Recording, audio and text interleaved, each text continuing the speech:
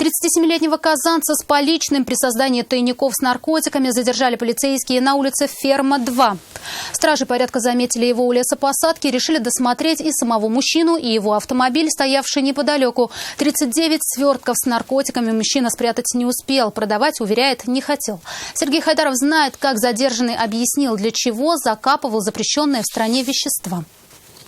Выходи, говорит, сюда. Выйди. Мужчину задержали в лесопосадке на улице Ферма-2. При виде стражей порядка он стал заметно нервничать. И тогда полицейские решили осмотреть его автомобиль Hyundai и нашли то, что тревожило 37-летнего владельца иномарки.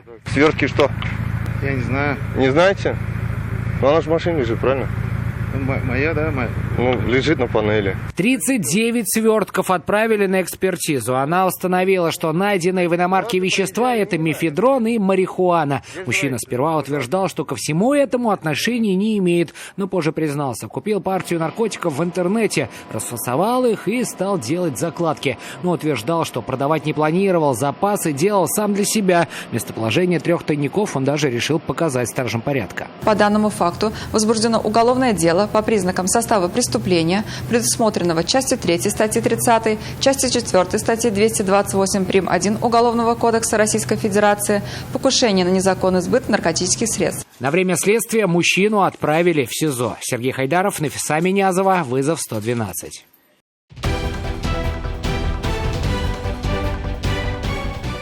Происшествия и аварии, трагедии, героизм спасателей и сила закона в программе «Вызов 112» на сайте tnv.ru и на YouTube-канале ТНВ.